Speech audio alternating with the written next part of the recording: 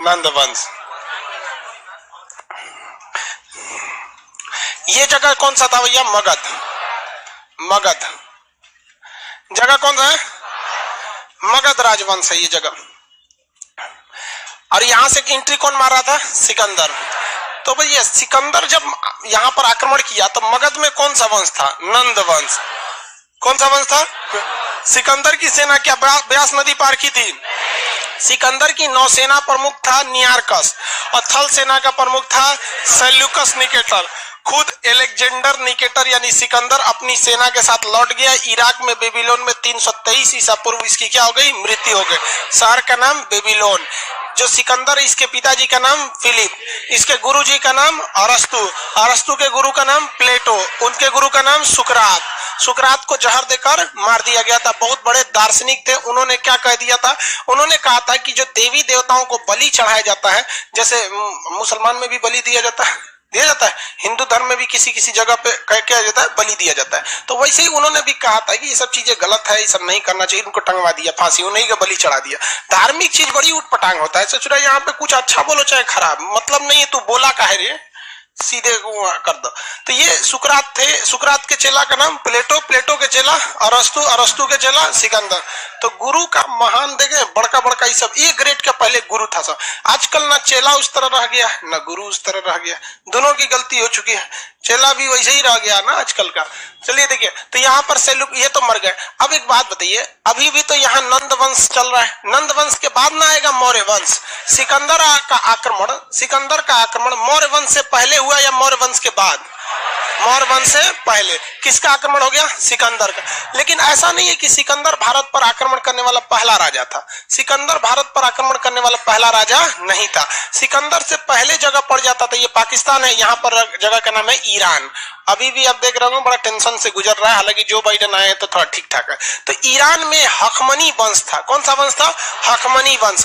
हकमनी वंश के शासक डेरियस। हकमनी वंश के शासक डेरियस। क्या नाम था? डेरियस। डेरियस। हकमनी वंश के शासक डेरियस प्रथम। इन्हें हम लोग दाए बाहु कहते हैं। क्या कहते हैं? दाए बाहु। इसने पहला आक्रमण किया, किंतु ये भी उतना सफल नहीं हुआ। यहाँ पर ये कुछ खास काम नहीं किया, लौट गया, इसलिए इसका कोई खास महत्वता नहीं है। तो आपसे कहेगा कि क्या भारत पर आक्रमण करने वाला पहला विदेशी सिकंदर था? हाँ, सिकंदर था। इसका मतलब मकदूमिया वंश नहीं था जो मैसेडोनिया से आया था, क्या वो था? नहीं था। भारत पर आक्रमण करने वाला पहला वंश कौन था? हकमनी वंश। पहला वंश हकमनी वंश। हकमनी वंश कहाँ पे था भैया? ईरान। हकमनी वंश ईरान। हकमनी वंश कहाँ था? ईरान। हकमनी वंश के शासक कौन थे? डेरियस। उन्होंने भारत पर आक्रमण किया। बहुत बड़े ना राजा थे, ना ही बहुत बड़ा आक्रमण था, इसलिए इस पे कोई खास चर्चा नहीं होती है। लेकिन हाँ, याद रखना चाहिए कि मौर्य वंश की स्थापना से पहले, मौर्य वंश की स्थापना से पहले कौन कौन आक्रमण करके गया? सिकंदर। और सिकंदर से पहले डेरियस। डेरियस किस देश का था? ईरान। कौन सा वंश था? हकमनी वंश का। कोई बहुत बड़ा आक्रमण हुआ? नहीं हुआ। अब हम लोग सीधा एंट्री मारते हैं किधर पे? मौर्य वंश की ओर। अब देखिए, चाणक्य ने किसका फाइल निपटा दिया? सिकंदर का। किसका निपट गया? सिकंदर। अब चाणक्य के आगे अगला रास्ता क्या था? हाँ, धनानंद। चाणक्य के आगे अगला रास्ता धनानंद था। धनानंद को मारने के लिए इसने अपने सबसे प्रिय शिष्य किसे चुना? चंद्रगुप्त। किसी को कोई दिक्कत नहीं है। तो महापद्म नंद का बेटा धनानंद। धनानंद ने किसकी बेइज्जती किया था? चाणक्य की। चाणक्य ने अपना किस शिष्य को चुना? चंद्रगुप्त मौर्य। किसे चुना? चंद्रगुप्त मौर्य। चंद्रगुप्त मौर्य जो थे उसने वो इसके माता का नाम क्या था? मोरा। ऐसा कहा जाता है कि इनके पिता को बंदी बना लिया था चंद्रगुप्त मौर्य। तो देखिए, सॉरी, धनानंद। तो धनानंद से दुश्मनी चंद्रगुप्त मौर्य की भी थी। किसको लेकर? पिता को लेकर, चंद्रगुप्त मौर्य को भी। और धनानंद से दुश्मनी चाणक्य को भी थी, अपनी बेइज्जती को लेकर। और धनानंद से दुश्मनी खुद उसके पूरे मगध की प्रजा को भी थी। ये हमेशा नशा में मिलीन रहता था। खुद इसकी बेटी दूरधरा इसको पसंद नहीं करती थी। बाबूजी को अपने, दूरधरा जो थी इसकी खुद की बेटी थी, उसको ज्यादा पसंद नहीं करती थी। तो ये इस सब को देखते हुए अगल बगल के साम्राज्य को धीरे धीरे चंद्रगुप्त मौर्य तथा इसके गुरु का नाम क्या था? चाणक्य। क्या नाम? चाणक्य। ये लोग अगल बगल के साम्राज्य को, किसको? अगल बगल के साम्राज्य को क्या करने लगे? मिलाने लगे और अपने ओर लेने लगे। और इन्होंने डिसाइड डिसाइड किया कि अब हमको कहाँ आक्रमण करना है, मगध में करना है। हालांकि इनका पहला आक्रमण सफल हुआ था कि असफल हो गया था? असफल हो गया था, क्योंकि डायरेक्ट कहाँ चल गए थे, पाटलिपुत्रा। डायरेक्ट ये लोग पाटलिपुत्रा चले आए थे, क्योंकि मगध की राजधानी जो हो गई थी क्या हो गई थी, पाटलिपुत्रा। मगध की राजधानी पाटलिपुत्रा हो गई थी। लेकिन ये सफल नहीं हो पाए थे, सफल नहीं हो पाए। बाद में धीरे धीरे अलग अलग साम्राज्य को मिलाते गए, छोटी बड़ी सेना सबको मिलाते गए और अचानक आक्रमण कहाँ किया था, मगध में। और मगध में जब आक्रमण किया तो दूरधरा इत्यादि के सहयोग से इन्होंने महल के उस गुप्त रास्ते का पता लगा दिया जो सीधे कहाँ जाता था, महल के अंदर। और धनानंद का क्या कर दिया था, अंत कर दिया। और धनानंद के अंत के बाद भारत में कौन सा वंश आ गया, मौर्य वंश। कौन सा वंश भैया, मौर्य वंश। इससे पहले कितने वंश आप देख चुके हैं, देखिए हसीन मशूक शाह, हसीन मशूक शाह, हसीन मशूक शाह। कौन सा वंश, हर्यंक वंश, शिशुनाग वंश, नंद वंश। नंद वंश के पहले शासक धनानंद, सॉरी महापद्म नंद, कलिंग पर आक्रमण किया था, क्षत्रियों का नाश करके सर्व क्षत्रांतक उपाधि, कलिंग पर जीत कर एकराट की उपाधि धारण किया था महापद्म नंद। महापद्म नंद का बेटा धनानंद। धनानंद ने उड़ीसा यानी कलिंग में नहर का निर्माण किया था। इसने चाणक्य को निकाल दिया। इसकी हत्या किसने किया, चंद्रगुप्त मौर्य। कौन से वंश की स्थापना कर दिया, मौर्य वंश। क्या जगह भी चेंज हुआ था, नहीं। जगह चेंज हुआ, नहीं, जगह तो वही था, केवल क्या चेंज हुआ, गद्दी चेंज हुआ। जिस तरह भारत आज भी जगह है, मनमोहन सिंह की जगह गद्दी चेंज हो गया, किसका, नरेंद्र मोदी जी। मोदी जी का क्या हुआ, बस गद्दी चेंज हुआ। उसी तरह यहाँ पे भी चेंज हुआ। अब मौर्य वंश के संस्थापक थे चंद्रगुप्त मौर्य। इनके बारे में बड़ी बड़ी कहानी है चंद्रगुप्त मौर्य के बारे में। अब इनकी कहानियों में अभिलेख, इनकी जानकारी कहाँ से मिलती है, तो पत्थर उत्थर पे कहीं लिखा होगा तो अभिलेख से इनकी जानकारी मिलती है। कुछ विदेशी किताबों में इनकी जानकारी मिलती है, कुछ खुद चाणक्य की पुस्तक अर्थशास्त्र, चाणक्य की पुस्तक अर्थशास्त्र, इसमें भी क्या मिलती है, जानकारी मिलती है। तो अब हम लोग स्टार्ट करते हैं किसके बारे में, मौर्य वंश। मौर्य वंश के संस्थापक चंद्रगुप्त मौर्य। चाणक्य ने लोगों को बहुत समझाया था कि नहीं भैया ये क्या चीज है, योग्य है। इधर धनानंद को मार दिया, किसने मार दिया था, चंद्रगुप्त मौर्य। और किस वंश का अंत किया, नंद वंश का अंत किया। नंद वंश को क्या कर दिया भैया, अंत कर दिया, नंद का समापन। कौन सा वंश, मौर्य वंश। राजा का नाम चंद्रगुप्त, चंद्रगुप्त मौर्य, मौर्य वंश की स्थापना किया। अब जरा थोड़ा सा फ्लैशबैक में चलते हैं। यहां आक्रमण किसने किया था, सिकंदर। किसने किया, सिकंदर। कब किया था, 326 ईसा पर। राजा उस समय कौन था, धनानंद, राजा धनानंद। क्या वो धनानंद को आक्रमण करने के लिए ब्यास नदी को पार किया था, नहीं, ब्यास नदी को पार नहीं किया। किसी को कोई दिक्कत नहीं है, आगे बढ़ जाए। लेकिन जब ये लौटा था तो इसका थल सेना प्रमुख जो था सेल्यूकस निकेटर और नौसेना प्रमुख नियारकस। नियारकस को कोई ऐतराज था, नहीं। ऐतराज किसको था, सेल्यूकस निकेटर को। वो थोड़ा थोड़ा भांप रहा था कि यहाँ पे कुछ न कुछ क्या हो रहा है, गड़बड़ हो रहा है। तो लौट कर आया कौन, सेल्यूकस निकेटर। कौन आया, सेल्यूकस निकेटर। लौट के आया, सेल्यूकस निकेटर, ये लौट कर आया। और यहां जब देखा लौट कर आया और इसने ब्यास नदी को पार कर गया ससुरा, यहां पर क्या कर गया बहू, ब्यास नदी को पार कर गया यहाँ पे। अब यहाँ आया तो उसको लगा कि यहाँ शासक कौन होगा, धनानंद होगा। लेकिन यहाँ तो हो गया गड़बड़, ब्यास नदी को पार किया तो यहाँ कौन वंश मिल गया, मौर्य वंश। मौर्य वंश का राजा चंद्रगुप्त मौर्य बहुत ही योग्य, ईमानदार, कर्मठ था। दूसरा, इसका खुद का प्रधानमंत्री चाणक्य। खुद का प्रधानमंत्री कौन था, चाणक्य। वही चाणक्य जो इनके अब्बा को यहाँ से भेज दिया था, सिकंदर को भेज दिया था। तो सोचिए क्या इस बार सेल्यूकस निकेटर जीत सकता है, हेलने का तो हेल गया यहाँ पर। लेकिन दिक्कत ये थी कि इसको ये बात का किसी ने बता दिया कि भैया यहाँ चंद्रगुप्त मौर्य के पास बहुत ज्यादा हाथी हैं सब। तो इसने भी अपनी सेना में क्या लेके आया था, हाथी लेके आया था। ये बात पता चल गई चंद्रगुप्त मौर्य के प्रधानमंत्री यानी चाणक्य को कि ससुरा हाथी लेके आया है। तो युद्ध का माहौल बनाने से पहले ये लोग थोड़ा सा समय कर लिए, घेर लिए इत्यादि को पूरी तरह से, और बरसात का दिन का इंतजार किया और युद्ध को उस डायरेक्शन में ले गए जिधर पानी भर जाता है। अब जब पानी भर जाएगा ना तो उसमें चंद्रगुप्त मौर्य ने अपनी फौज में जो बहुत सारे मात्रा में घोड़े को रखा था। चंद्रगुप्त मौर्य ने क्या रखा, घोड़ा। घोड़ा ससुरा पानी हिल जाता है, बढ़िया से दौड़ जाता है, थोड़ा थोड़ा पानी में एकदम आराम से दौड़ जाता है, और हाथी बिछला के गिर जाती है। अब सोच रहा हाथी गिरेगी तो उठने में 10 मिनट टाइम लगेगा। भाई अब समझ लीजिए हम लोग मतलब पतला दुबला आदमी, हम लोग अगर गिर गए तो फटाक से उठ जाएंगे। कोई 2 कुंटल का है, उठ पाएगा? जल्दी नहीं उठ पाएगा। तो इसमें सोचा हाथी उसकी फंस गई। दूसरा, चंद्रगुप्त मौर्य ने अपनी, ये तो पूरी तरह षड्यंत्र में था, अपनी फौज में इसने स्वतंत्र घोड़ों को रखा था, घोड़ा वगैरह रात होते लेके आए थे। आओ सोच रहा घेरा उड़ा के मर गया, यहाँ पूरी तरह इसकी सेना मरने लगी। सेल्यूकस निकेटर यहाँ जीत रहा था, यहाँ हार रहा था, बहुत बुरी तरह फंस गया। कौन? सेल्यूकस नहीं। और जीत कौन रहा था? चंद्रगुप्त मौर्य। चंद्रगुप्त मौर्य मने मन सोचा सचो तोरे अब्बा को हराए थे सिकंदर को, अब की तोर बारी है। अब सेल्यूकस निकेटर फंस गया।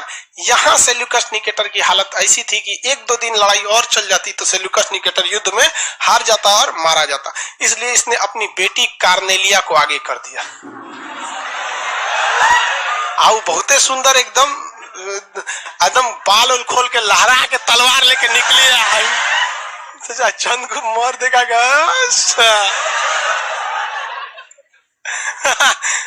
अब उसके आगे आप समझ में करते हैं। फर्स्ट टाइम देखा तुझे लव हो गया, सेकंड टाइम में सब हो गया। चंद्रगुप्त मौर्य ने किसको बोला? सेल्यूकस निकेटर को, बबुआ हम एकरा से ब्याह कर तो। दोनों में क्या हो गया? शादी ब्याह हो गया। आए थे युद्ध का नगाड़ा बजाने, बज गया तिलक। नहीं समझ गया? तिलक हो गया। अभी दोनों में क्या हो गया? शादी हो गया। तो चंद्रगुप्त मौर्य ने शादी किससे किया? कार्नेलिया, जिसे हम लोग हेलन भी कहते हैं। क्या कहते हैं? हेलन। कार्नेलिया को क्या कहते हैं? हेलन कहते हैं। अब वो क्या बन गए? ससुर जी। क्या बन गए? ससुर जी। लेकिन ये बताइए, कभी ऐसा बाप निश्चिंत होकर रह सकता है, वो भी ऐसे दामाद से जिसे युद्ध के मैदान में लड़ाई लड़ रहा था कुछ दिन पहले? नहीं। तो इसको एक बात का टेंशन जरूर था कि कहीं ऐसा ना हो कि हम यहाँ से अपनी सेना लेकर वापस जाएं यूनान, तो यहाँ हमारी जो पत्नी है हेलन, इसको कहीं नहीं, इसकी जो पत्नी है यानी उसकी बेटी हेलन, कहीं उसको चंद्रगुप्त मौर्य थूर मत दे। अगर थूर थार दिया तो दिक्कत हो जाएगा। तो इसने सोचा थूरे ना, इसके लिए क्या करें? तो दहेज दिया। क्या दिया? दहेज। दहेज में एरिया, आराकोसिया, जेड्रोसिया, पेरिस्पेमियाई, ये 4 गो क्षेत्र दहेज में दे दिया। एरिया, आराकोसिया, जेड्रोसिया, पेरिस्पेमियाई का वर्तमान नाम है काबुल, करधान, मकरात और हेरान। काबुल, कंधार, मकरान और हेरात। काबुल, कंधार पूरा अफगानिस्तान था उस तरह, मकरात और हेरात ये पूरा पाकिस्तान। तो चंद्रगुप्त मौर्य के दहेज में मिला था पूरा पाकिस्तान और पूरा अफगानिस्तान। एक बिहारी के छोड़े हुए दहेज पर आज 2 देश खड़े हैं। सब दहेज नहीं लेना चाहिए, गलत बात है। यहाँ पे खुद से इतना काम है। देखिए लड़की सब को भी, भाई देखिए लड़की सब में भी क्या कहे, लड़का का ही एक तरफा गलती नहीं होता है दहेज में। लड़की रहेगी ग्रेजुएशन हिस्ट्री ऑनर से, और उसको पता नहीं है कि पानीपत की तृतीय लड़ाई कब हुई थी, और उसको लड़का चाहिए सरकारी नौकरी वाला। दहेजवा मेन यहाँ से शुरू होता है। बेरोजगार हो, बेरोजगार से शादी करो, दहेज मांगने की झंझटें नहीं है। नौकरी है, नौकरी वाले से करो, नहीं मिलेगा। लेकिन जब आप रहिएगा पहली कक्षा में और सोचिएगा 7वीं कक्षा में, मतलब अपने से ऊपर वाले मिलेगा, भाई पैसा लगबे करेगा, जेन्युइन है, पैसा लगेगा। आप उस कैटेगरी के रहिए, कोई दिक्कत नहीं है। नहीं समझ में आएगा? लड़कियों सब में नहीं होते सब, अपने कुछ ना पता रहता है, लड़का चाहिए हमको एकदम सरकारी नौकरी। सरकारी नौकरी मिले करेगा सरकार। आप लड़की लोग में जिसका जॉब हो जाएगा, किसी को दहेज देने की जरूरत नहीं पड़ेगी। क्या दहेज? कोई मंगो नहीं करेगा दहेज, जानता है कि दहेज से ज्यादा का सैलरी हो जाएगा, और दहेज उसमें जरूरत भी नहीं पड़ेगी। पढ़ लिख के नौकरी ले लीजिए, 50% अपने ससुराल वालों को दे दीजिएगा, और कुछ जब तक माँ बाप जिंदा है माँ बाप को दे दीजिएगा। जब माँ बाप चले जाए तब भाई हुई को थोड़े देना, तब 100% दीजिए। समझ आएगी नहीं? तो इसने शादी किससे कर लिया? हेलन से। और पूरा पाकिस्तान और अफगानिस्तान क्या मिल गया? दहेज में। इसके बावजूद इसको डर लगता था कोई मारे मत उकरा। रीजन समझिए कि ये बिहारी और सीबीएसई बोर्ड की यूनान की जमेगा कब? वो नहीं। वो सुबह उठ के ब्रेड बिस्कुट खाए वाली, दाल चावल खाने वाला जमवे नहीं करता था। तो इसलिए इसने अपना एक दूत भेजा, मेगास्थनीज। मेगास्थनीज क्या भेज दिया? मेगास्थनीज। क्या भेजा था? मेगास्थनीज। चंद्रगुप्त मौर्य के दरबार में सेल्यूकस निकेटर ने किसे भेजा? मेगास्थनीज को। कहा कि देख, अगर हमारी बेटी पिटाएगी, चाहे कुछ भी क्या होगा, तामझाम होगा यहाँ पर। तो तुमको क्या कर लेना है, तुरंत हमको क्या करना है, संदेश भेजना है। क्या करना है, संदेश भेजना है। किसी को कोई दिक्कत है, आगे बढ़ जाए तो तुरंत संदेश। लेकिन बाद में धीरे धीरे सब सही हो गया, कोई दिक्कत नहीं रह गया, यहाँ पर सब कुछ सब खुशहाल जिंदगी जीने लगे। मेगास्थनीज में बिहार में बस गया अच्छा से, इसको भी कोई दिक्कत नहीं आने लगा। और इसने एक किताब लिख दी मेगास्थनीज ने, नाम था इंडिया में रह के लिखा, इसलिए नाम क्या पड़ गया, इंडिका। इंडिका पुस्तक में क्वेश्चन आएगा कि मगध वंश की जानकारी सबसे बेहतरीन किस पुस्तक में, इंडिका में। यानी प्राचीन भारत की जानकारी के लिए इंडिका सबसे महत्वपूर्ण बोर्ड। उसने कहा भारत में कुल 7 तरह के लोग रहते हैं, 7 वर्गों में बांटा था, ऊंची जात, नीची जात इत्यादि वगैरह में कई तरह के लोगों में बांटा था मेगास्थनीज ने। और मेगास्थनीज ने यह बात भी कहा था कि भारतीय लोगों को पढ़ने में इंटरेस्ट है। किसमें इंटरेस्ट है, पढ़ने में, लिखने में इंटरेस्ट नहीं है। ये लिखना नहीं चाहते, केवल क्या करना चाहते हैं, पढ़ना चाहते हैं। और इसी मेगास्थनीज ने संदेश भिजवाया था किस पे, सेल्यूकस निकेटर को। मतलब सब ठीक ठाक है, हेलन आपकी ठीक रह रही है। चंद्रगुप्त मौर्य ने एक दिन मेगास्थनीज से पूछा कि रे बकलोलवा, जब उसको ब्याह कराना था हमरा से, बेटियों देना था, दहेजो देना था, तो युद्ध काय किया था? वो कहा कि बकलोल है आप, ओकरा हाथी चाहिए था। उधर कोनो हाथी ठीक ठाक नहीं मिल रही थी, सब यूरोप वगैरह में सब जो हाथी थी सब सीबीएसई बोर्ड की थी, सब सुस्त टाइप की। तो यहाँ से वो हिंदी मीडियम वाली हाथी ले जाना चाहता था कलिंग से। कहा कि ओ माय गॉड हाथी चाहिए थी। कहा कि बुलाओ 500 हाथी क्या किया, गिफ्ट में दे दिया। कौन बड़का गिफ्ट दिया, दहेज में कितना लिया ये नहीं देख रहे हैं। अच्छा, दहेज की भी एक सीमा होती है, दूधू को देश दहेज में ले लिया, हद होता है। हाँ बेटी दहेज, सब कुछ, एगो दार्शनिक वगैरह भी लिया।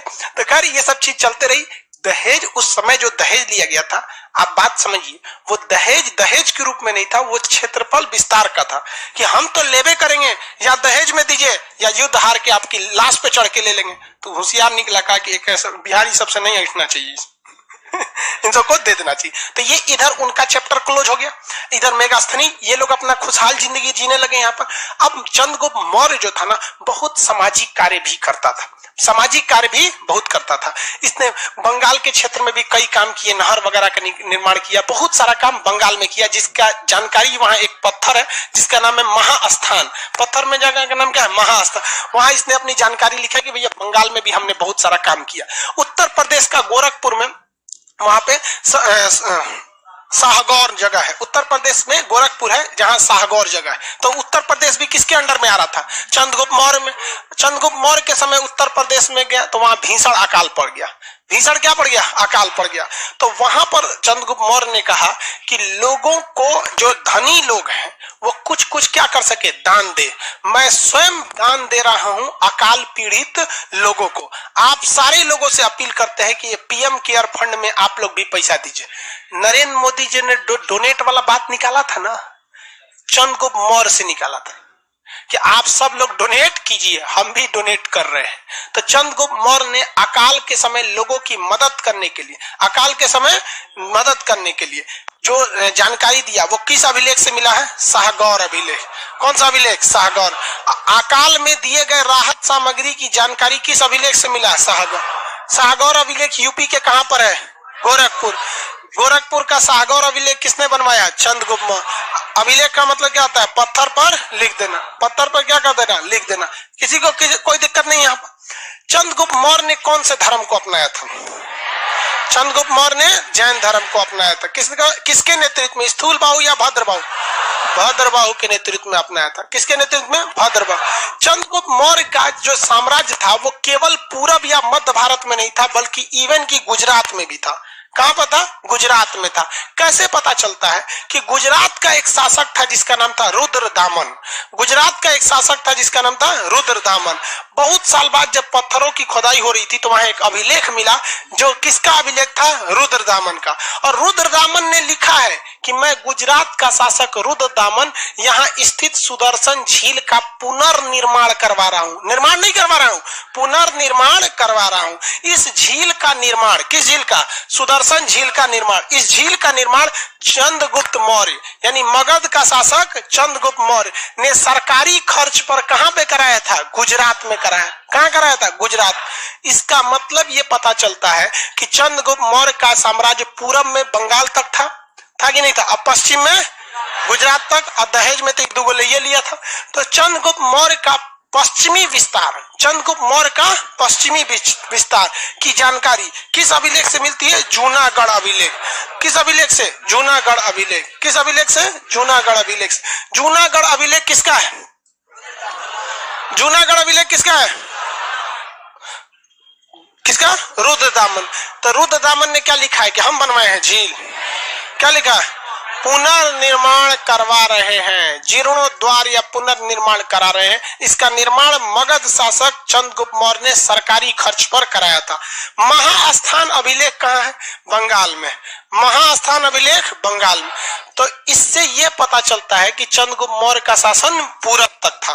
और जूनागढ़ अभिलेख से क्या पता चलता है कि चंद्रगुप्त मौर्य का शासन पश्चिम तक था। और मेगास्थनीज की पुस्तक इंडिका जो है, इंडिका, इससे पता चलता है कि भैया एरिया अराकोसिया जेड्रोसिया ये दहेज में लिया था। अकाल के समय दी जाने वाली सामग्री की जानकारी किससे मिली? शाहगौर अभिलेख से। किस अभिलेख से? शाहगौर। कौन अभिलेख भैया? शाहगौर अभिलेख। शाहगौर अभिलेख कहाँ है? उत्तर प्रदेश के गोरख।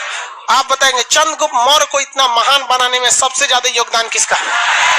किसका था? चाणक्य। तक्षशिला में ये क्या करते थे? शिक्षा, मतलब प्रोफेसर थे। तक्षशिला कहां पर है? पाकिस्तान में। तक्षशिला पाकिस्तान। उस समय पाकिस्तान में नहीं था, भारत में था। अभी है पाकिस्तान में। तो तक्षशिला कहते। क्या नाम था ने? चाणक्य। चाणक्य का दूसरा नाम बता सकते हैं? विष्णुगुप्त या कौटिल्य? विष्णुगुप्त या कौटिल्य? विष्णुगुप्त या कौटिल्य। बहुत ही विद्वान व्यक्ति थे। इनकी पुस्तक का नाम बता सकते? क्या नाम है? अर्थशास्त्र। अर्थशास्त्र। क्या यह अर्थशास्त्र इकोनॉमी से रिलेटेड है? अर्थशास्त्र इकोनॉमी से ना रिलेटेड होके राजनीति से है। किससे? राजनीति से। किससे? राजनीति से। अर्थशास्त्र। ऐसा ही एक किताब लिखा गया है जिसको द प्रिंस, किताब का नाम है प्रिंस, मैकियावेली ने लिखा है। किसने लिखा है? मैकिया। यूरोप का एक ऐसा ही विद्वान व्यक्ति था जिसका नाम था मैकियावेली। उसने किताब लिखा द प्रिंस। द प्रिंस में वैसी ही बातें लिखी गई हैं जो अर्थशास्त्र में लिखी गई। चाणक्य की पुस्तक अर्थशास्त्र में लिखा गया है कि राजा किस तरह से महान हो सकता है, और मैकियावेली की पुस्तक द प्रिंस में लिखा है कि राजा किस तरह से महान हो सकता है। द प्रिंस का मतलब ये होता है राजा। तो बताइए भारत का मैकियावेली किसे कहते हैं? चाणक्य को। भारत का मैकियावेली। अब भारत की द प्रिंस पुस्तिका अर्थशास्त्र, दोनों की चीजें एक ही हैं। द प्रिंस ये अर्थशास्त्र का संबंध किससे है? राजनीति से। किससे है? राजनीति से। अर्थशास्त्र में कुल कितने अधिकरण हैं? 15 अधिकरण। अधिकरण मतलब लेसन। अर्थशास्त्र में कुल कितने लेसन है? 15 अधिकरण है। 15 अधिकरण है। अर्थशास्त्र को किताब का रूप समाजशास्त्री ने दिया था। क्या दिए थे? समाजशास्त्री ने दिया था। एक व्यक्ति था, खैर कोई बात, उससे कोई इंपॉर्टेंट नहीं है। समाजशास्त्री नामक विद्वान ने दिए थे।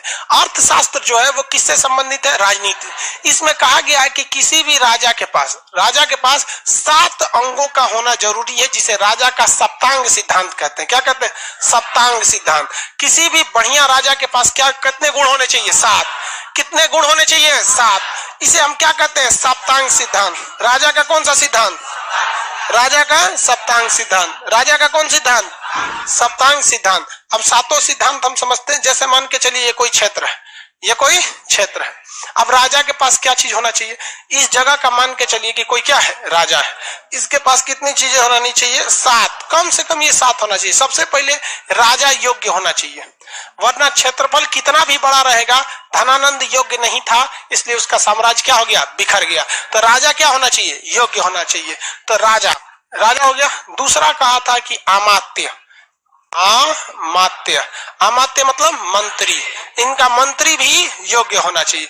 मंत्रियों को जो जिम्मेदारी दे वो काम अच्छे से कर सके। जैसे नरेंद्र मोदी भारत के एक तरह से राजा है। इनमें तो योग्यता है, सब कुछ करते हैं। क्या आप गारंटी ले सकते हैं उनके जितने अमात्य हैं वो अच्छा से काम कर रहे हैं?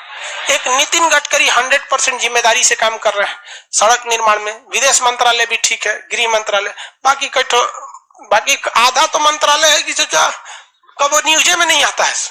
अच्छा काम करेंगे तब ना न्यूज में आएंगे। कैसे ही कोई आपको मंत्री याद रखेगा? कल ग्रुप डी के एग्जाम तक याद रखता है कि फलाना मंत्री कौन है। उसके बाद थोड़ी कोई याद रखता है। तो पहला कौन था? राजा। राजा को क्या होना चाहिए? योग्य। और अमात्य को भी योग्य होना चाहिए। अमात्य को योग्य होना चाहिए। जनपद क्या होना चाहिए? जनपद। जनपद मतलब क्षेत्र। महाजनपद भी तो एक क्षेत्र था ना। जनपद मतलब क्या होता है? क्षेत्र। ये जो क्षेत्र होना चाहिए ये बेहतरीन होना चाहिए, उपजाऊ हो या खनिज संपदा हो, क्षेत्रफल बड़ा हो, पहाड़ी वगैरह एरिया से घिरा हो, मतलब क्षेत्रफल में कुछ ना कुछ विशिष्टता होनी चाहिए। इस क्षेत्रफल या जनपद के चारों ओर किलेबंदी हो, बॉर्डर बनाइए, या तो दीवार का परमानेंट बॉर्डर बनाइए या पहाड़ का नेचुरल बॉर्डर बनाइए, जिस तरह से अजात शत्रु के समय राजगीर में थी, या फिर बॉर्डर पे फोर्स लगाइए, बीएसएफ लगाइए, आर्मी लगाइए, लेकिन अपने जनपद के चारों ओर आपको किला बनाना है, यानी दुर्ग बनाना है। क्या बनाना है? दुर्ग बनाना है। क्या बनाइए? दुर्ग। सबसे पहले राजा के सप्तांग सिद्धांत में पहला राजा, दूसरा अमात्य, तीसरा, चौथा दुर्ग। चौथा दुर्ग। आपका कितना भी दुर्ग मजबूत कर लीजिए, कुछ भी कर लीजिए, अगर आपके पड़ोसी ठीक नहीं है तो कहीं ना कहीं आप अपनी अर्थव्यवस्था पे ध्यान नहीं दे पाएंगे। अपनी अर्थव्यवस्था पे ध्यान नहीं दे पाए, पूरा पैसा सेना पे खर्च हो जाएगा। जरा सोचिए कि जिस तरह से हमारा और नेपाल का रिश्ता एकदम शांत है, जिस तरह से भूटान का शांत है, श्रीलंका, बांग्लादेश, म्यांमार शांत है, अगर ऐसा ही रिलेशन पाकिस्तान और चाइना के साथ शांत रहे तो भारत का डेवलपमेंट नहीं हो सकता है। बहुत बेहतरीन है। इवन भारत का नहीं, पाकिस्तान का भी अच्छा से हो सकता है। चाइना भी और ज्यादा फोकस कर सकता है, क्योंकि मिलिट्री एक ऐसी चीज होती है जो बहुत ज्यादा जरूरी है। मिलिट्री एकदम जरूरी है, बट रिटर्न में आपको एक तरह से कहिएगा तो कुछ हासिल नहीं है, एक तरह से कहेंगे तो सब कुछ उन्हीं की वजह से। मिलिट्री नहीं रहेगी तो आपका देश चल जाएगा। लेकिन अगर शांत रहे, एकदम कोई दिक्कत नहीं, जैसे भूटान और भारत के बॉर्डर पे मिलिट्री रहे ना रहे, बहुत दिक्कत आने वाला नहीं है। समझ में आएगी नहीं? आ गया किसी को दिक्कत? तो यहाँ क्या कहा गया? मित्र। राजा के पास क्या रहना चाहिए? मित्र। राजा के पास क्या रहना चाहिए? मित्र। मित्र क्या होना चाहिए? बेहतरीन रहना चाहिए। राजा के पास मित्र बेहतरीन होना चाहिए। 6 नंबर मित्र के बाद 6। धन। धन का मतलब क्या होता है? कोष। पैसा होना चाहिए भैया, धन यानी कोष होना चाहिए। और जो अगर कोई, अरे उसको ध समझो ना, कोष। राजा के पास क्या होना चाहिए? कोष होना चाहिए। किसी को दिक्कत है?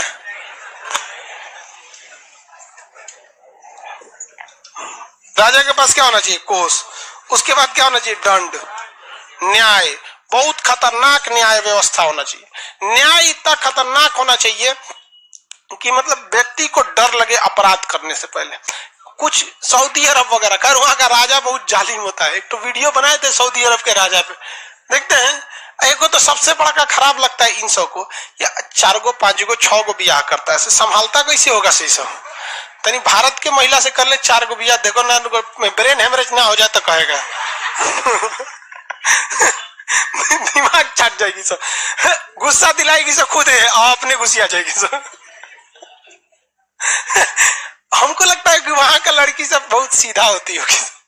भारत में कोई कर पाएगा 4 गो ब्याह? यार 4 गो ब्याह होने से पहले अगर आप में किसी का मन है मतलब 4 ब्याह करने का, तो मेरी एडवाइस मानिए, अभी से एडवांस बुकिंग कराइए रांची पागलखाना में, क्योंकि शायद उस समय जगह ना बचे और आपको इमरजेंसी जरूरत पड़ेगी ही पड़ेगी, इसलिए प्री बुकिंग करा के रखिए। समझ में आ गया कि नहीं आ गया? पहले राजा के सप्तांग सिद्धांत में कितने से? 7। पहला राजा, पहला, दूसरा अमात्य, फिर जनपद, जनपद के बाद दुर्ग, दुर्ग के बाद मित्र, मित्र के बाद कोष, कोष के बाद न्याय। भाई पैसा तो अच्छा रहना चाहिए ना, धन यानी कोष। कोष नहीं रहेगा तो आपका अर्थव्यवस्था क्या हो जाएगा? चौपट हो जाएगा। किसी को कोई दिक्कत नहीं है? आगे बढ़ जा। एक है कि सऊदी अरब के यहाँ से कानून लाना चाहिए। नहीं भैया, इंडिया में कानून सही, हर देश का कानून अपनी जगह से। हम लोग का कानून गलत नहीं है, हम लोग का कानून बहुत अच्छा है, बस थोड़ा सा लेट हो जाता है। लेट हो जाता, लेट नहीं हो तो हम लोग का कानून भी तो एक नंबर है। दामिनी की हत्यारा जो दिल्ली रेप केस हुआ 2014, 20 में फांसी हुआ, निर्भया केस में 2014 में हुआ, 14 में कर दीजिए फांसी। दिक्कत हमारी समस्या है, गलत न्याय नहीं है, हमारी समस्या लेट प्रोसीजर है। हमारे यहाँ एसएससी गलत नहीं है, सोचा लेट कर देती है 4 साल, इसलिए गलत है। समझ में आ गया कि नहीं? हर चीज का एक टाइमिंग रहना चाहिए ना। यहाँ पे ये समझ में आ गया राजा के सप्तांग सिद्धांत, अर्थशास्त्र वगैरह सब कुछ समझ में आ गया आप लोग को, किसी को कोई दिक्कत नहीं है अर्थशास्त्र के सिद्धांत में। आगे बढ़ जाते हैं अर्थशास्त्र के सिद्धांत में। चंद्रगुप्त मौर्य अर्थ इनके चाणक्य के ही देखरेख में शासन करता था। अंतिम समय में चंद्रगुप्त मौर्य ने कौन सा धर्म अपना लिया था? जैन धर्म। कौन सा धर्म अपनाया? जैन धर्म। जैन धर्म। मेगास्थनीज इसकी सारी जानकारी कहाँ देते रहता था? सेल्यूकस निकेटर को दूत के माध्यम से भेजते रहता था। इसी तरह यूनान में एक शासक, एक लेखक था, उसका नाम था जस्टिन। जस्टिन ने अपनी किताब में लिखता है कि भारत में सेंड्रोकोटस एक बहुत महान शासक है। उसने अपनी किताब में लिखता है, देखिए ध्यान से, भारत का एक सेंड्रोकोटस शासक बहुत महान है, वो मगध का शासक है, उसके प्रधानमंत्री का नाम चाणक्य है, वो जैन धर्म को अपनाता है, वो बहुत ही योग्य शासक है। सोच रहा हूं चंद्रगुप्त मौर्य की जगह वो क्या लिख रहा है? सेंड्रोकोटस। सेंड्रोकोटस अब भारत के लोग कर रहे, भारत में तो कोनो सेंड्रोकोटस है ही नहीं। तो एक इतिहासकार था जो यूनान का भी इतिहास लिखता था और भारत का भी इतिहास लिखता था। यूनान के लोगों को लगता था कि भारत का सबसे योग्य शासक सेंड्रोकोटस है। क्या ना? सेंड्रोकोटस। जबकि भारत में सेंड्रोकोटस नाम का कोई शासक ही नहीं था, यहाँ कोई सेंड्रोकोटस नहीं था। तो विलियम जोन्स ने स्पष्ट किया कि जो सेंड्रोकोटस शब्द का प्रयोग किया जा रहा है वो किसके लिए किया जा रहा है? William Jones. किसके लिए? चंद्रगुप्त मौर्य के लिए। किसके लिए? चंद्रगुप्त मौर्य के लिए। आगे बढ़े तो बताइए चंद्रगुप्त मौर्य की पहचान, चंद्रगुप्त मौर्य की पहचान सेंड्रोकोटस से मैच कराने का काम किसने किया था? William Jones. किसने किया? William Jones. चंद्रगुप्त मौर्य की पहचान सेंड्रोकोटस से किसने किया? William Jones. यूरोप में या फिर यूनान में चंद्रगुप्त मौर्य का नाम क्या है? सेंड्रोकोटस। सेंड्रोकोटस। अब कुछ क्वेश्चन पूछते हैं, बताएंगे। भद्रबाहु के नेतृत्व में चंद्रगुप्त मौर्य कहाँ चला गया? कर्नाटक। और कर्नाटक के श्रवणबेलगोला में कौन सी विधि से प्राण, संलेखना विधि से अपना प्राण त्याग दिया। संलेखना विधि से अपना प्राण त्याग दिया। और यहाँ चंद्रगुप्त मौर्य के जगह शासक बना बिंदुसार। पॉइंट सार, बिंदुसार। बिंदुसार शासक बन गया। तो भैया चंद्रगुप्त मौर्य बुढ़ाइयों तो गए थे, मरियो गए, हेलन भी तो बुढ़ा गई होगी और मेगास्थनीज भी बुढ़ा गया होगा। इसके जगह कोई दूसरे व्यक्ति की जरूरत पड़ेगी कि नहीं पड़ेगी? पड़ेगी। तो यहाँ से दूसरे व्यक्ति भी आए थे। चंद्रगुप्त मौर्य ने अपनी जो प्राण त्यागा था किस विधि से? संलेखन। कहां पर? कर्नाटक। कर्नाटक के कौन सा पर्वत? श्रवणबेलगोला। कौन सा? श्रवणबेलगोला। कौन पर्वत? श्रवणबेलगोला। कहां पर है? कर्नाटक में। चंद्रगुप्त मौर्य के बाद अगला शासक कौन बना? बिंदुसार। अगला शासक बिंदुसार। बिंदुसार भी एक योग्य शासक था लेकिन उतना महान काम नहीं कर पाया था। चंद्रगुप्त मौर्य की माता का नाम, इनके पिता को बंदी बनाया था धनानंद। चंद्रगुप्त मौर्य की शिक्षा कहाँ पे हुई थी? तक्षशिला। वर्तमान में किस देश में है? पाकिस्तान में है। चंद्रगुप्त मौर्य के किस अभिलेख से अकाल के समय राहत की जानकारी मिली? सागौर अभिलेख। कौन सा? किस अभिलेख से चंद्रगुप्त मौर्य के पूर्वी शासन की जानकारी मिलता है? महास्थान। कहां पर है ये? बंगाल। किस अभिलेख से चंद्रगुप्त मौर्य के पश्चिमी साम्राज्य की जानकारी मिली? जूनागढ़ अभिलेख। जूनागढ़ अभिलेख क्या चंद्रगुप्त मौर्य का है? किसका है? रुद्रदामन। किसका है? रुद्रदामन का है। चंद्रगुप्त मौर्य ने किससे युद्ध लड़ा था? दो युद्ध लड़ा। पहले गद्दी पाने के टाइम धनानंद से और गद्दी के बाद सेल्यूकस निकेटर। सेल्यूकस निकेटर ने चंद्रगुप्त मौर्य को कितने क्षेत्र दहेज में दिए थे? एरिया, आराकोसिया, जेड्रोसिया, पेरिसमेमियाई। एरिया, आराकोसिया, जेड्रोसिया, पेरिसमेमियाई। एरिया, आराकोसिया, जेड्रोसिया, पेरिसमेमियाई। एरिया, आराकोसिया, जेड्रोसिया, पेरिसमेमियाई। किसी को कोई दिक्कत नहीं है? आगे बढ़ जाए। यहाँ पे चंद्रगुप्त मौर्य कौन से धर्म को मानता था? चंद्रगुप्त मौर्य के प्रधानमंत्री का नाम, चाणक्य की पुस्तक का नाम, अर्थशास्त्र का संबंध किस विषय से है? अर्थशास्त्र में कितने अधिकरण है? 15 अधिकरण है। कितने अधिकरण है? अर्थशास्त्र में अधिकरण की संख्या 15। किसी को कोई दिक्कत नहीं है? अर्थशास्त्र में कितने अधिकरण? 15। अर्थशास्त्र के अनुसार राजा के सप्तांग सिद्धांत में कितने विषय? 7। कौन कौन? पहला राजा, दूसरा मंत्री, तीसरा जनपद, चौथा दुर्ग, पांचवा मित्र, छठवा, सातवां दंड। एकदम भयानक न्याय दीजिए, एकदम थूर थार के रद्द कर दीजिए। अगर किसी को गलती पर सजा नहीं देंगे तो उसका मन बढ़ जाएगा। इसके दरबार में कौन आया था? मेगास्थनीज ने भारतीय समाज को कितने भाग में? 7। भारतीय समाज को लिखने में ज्यादा दिलचस्पी थी या फिर पढ़ने में? चंद्रगुप्त मौर्य ने किसे 500 हाथी दिए थे? Seleucus Nicator. सेल्यूकस निकेटर की बेटी का नाम हेलन, का दूसरा नाम कार्नेलिया। चंद्रगुप्त मौर्य के दरबार में आए मेगास्थनीज की पुस्तक का नाम? इंडिका पुस्तक से किस वंश की जानकारी मिलती है? हाँ, मौर्य वंश। मौर्य वंश किस वंश के पतन के बाद आया था? नंद वंश। तो मौर्य वंश जब आप पढ़ेंगे तो नंद वंश का पतन भी पढ़ना पड़ेगा। विशाख दत्त एक बहुत ही बड़े प्रसिद्ध लेखक थे, उन्होंने एक पुस्तक लिखा था मुद्रा राक्षस। विशाख दत्त की पुस्तक मुद्रा राक्षस। विशाख दत्त की पुस्तक मुद्रा राक्षस में कहा गया कि किस तरह से धनानंद के पाप का अंत हुआ और किस तरह से चंद्रगुप्त मौर्य के शासन का उत्थान हुआ। तो धनानंद की जो मतलब पतन है और चंद्रगुप्त मौर्य का उदय है, इसकी जानकारी विशाख दत्त की पुस्तक मुद्रा राक्षस। विशाख दत्त की पुस्तक मुद्रा राक्षस। किस इतिहासकार ने बताया था कि जो सेंड्रोकोटस है वही चंद्रगुप्त मौर्य है? William Jones. संलेखना विधि से प्राण त्याग किए कर्नाटक के किस पर्वत पर? श्रवणबेलगोला। कब इन्होंने प्राण त्यागा? 298 ईसा पूर्व। इनके बेटा का नाम बिंदुसार। बिंदुसार गद्दी पर बैठा तो क्या बिंदुसार भी जैन धर्म मानता था? कौन सा धर्म? आजीवक संप्रदाय। ये बता दिए थे संप्रदाय में। कौन सा संप्रदाय? आजीवक संप्रदाय। बिंदुसार के कितने बेटे हुए? 2 ओरिजिनल बेटे, सुसीम और अशोक। सुसीम कुछ खास काम नहीं किए, अशोक बहुत काम किया। अशोक के बारे में पढ़ना बहुत ज्यादा है। इसको हम लोग कब क्लास करेंगे? कल। आज के लिए इतना ही।